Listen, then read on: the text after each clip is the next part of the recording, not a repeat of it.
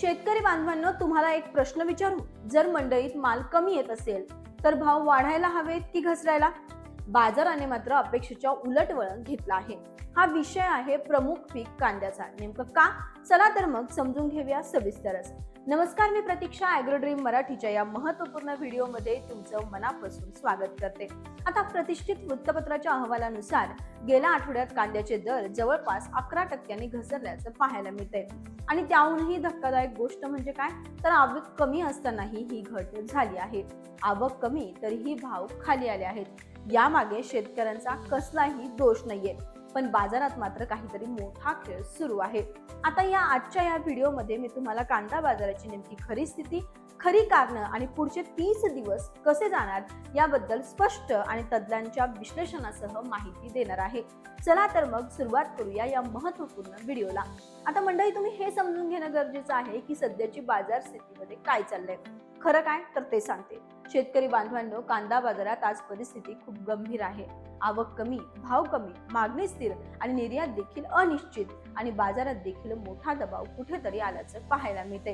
आता गेल्या एक आठवड्यात कांद्याचे दर सरासरी 11% खाली आले. आवक मात्र 17% देखील घटली आहे. म्हणजेच बाजारात कांदा कमी आला तरीही भाव वाढले नाही. आता सामान्य अर्थशास्त्रात याला विरोधाभास असं म्हणतात, पण बाजारात याचा अर्थ असा आहे की मागणी वाढत नाही आहे आणि साठवणुकीचा माल बाहेर येतो आहे. आणि आता यावर व्यापाऱ्यांचं वर्चस्व देखील जास्त आहे. आता सोबतच मागणी पुरवठ्याचा खेळ शेतकऱ्यांना फटका का बसतोय नेमकं तेही सांगते. तज्ञ सांगतात की बाजारात 3 मोठे खेळ सुरू आहे. आता तुम्ही म्हणताल 3 मोठे खेळ? हो, तर नंबर 1, देशांतर्गत मागणी कमी. स्वयंपाकासाठी वापरण्यात येणारा कांदा सध्या मोठ्या प्रमाणात मागणीमध्ये नाही. नंबर 2, निर्यात स्थिर किंवा कमी. आता निर्यात वाढली असती तर भाव झेपले असते, पण सध्या ती अपेक्षित की नाही. म्हणजे मध्यम व हलक्या कांद्याची जास्त आवक, यामुळे सरासरी भाव आपोआप खाली ओढला जातोय.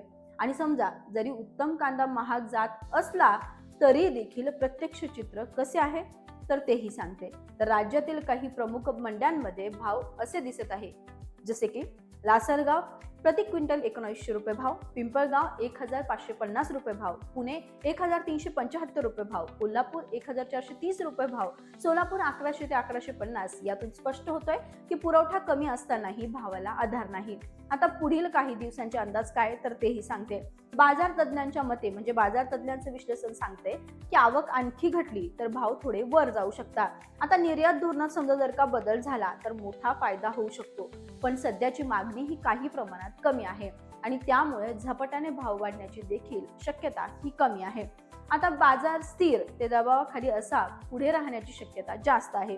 आता यावर जाणकार काय सांगतात, तर भाव वाढतील पण लगेच वाढणार नाही.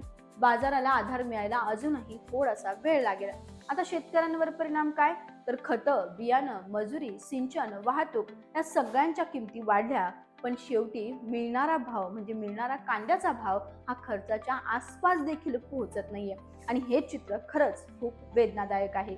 हे बदलण्यासाठी बाजारातील पारदर्शकता, निर्यात स्थिरता आणि सोबतच साठवणुकीवरील धोरणात्मक बदल हे आवश्यक आहे. शेतकरी बांधवांनो, पुढील काही दिवस तुमच्यासाठी अत्यंत महत्त्वाचे आहेत. तुमच्या भागात समजा जर का उत्तम क्वालिटीचा चांगला कांद्याला भाव मिळत असेल तर हो, तुम्ही योग्य वेळी विक्री करायलाच हवी.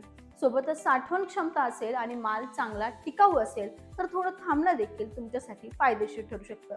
यासोबतच रोजच्या बाजारभावांचा अभ्यास करा. फक्त दुसऱ्यांनी सांगितलंय म्हणून माल घाईत विकू नका. तुमच्या मालाची क्वालिटी, साठवण आणि क्षमता, खर्च यांचा विचार करूनच तुम्ही वेळोवेळी निर्णय घ्यायला हवा. तुम्ही फक्त एक काम करा, ते म्हणजे स्वतःच्या हिताचा योग्य निर्णय घ्या. सोबतच बाजाराचा अभ्यास करा आणि हो, तुमच्या मालाला योग्य लाभ घ्या. हा माहितीपूर्ण व्हिडिओ शेअर करा आणि हा व्हिडिओ कसा वाटला कमेंट करून नक्की कळवा. बाकी ॲग्रो ड्रीम मराठीला सबस्क्राईब करायला विसरू नका. धन्यवाद.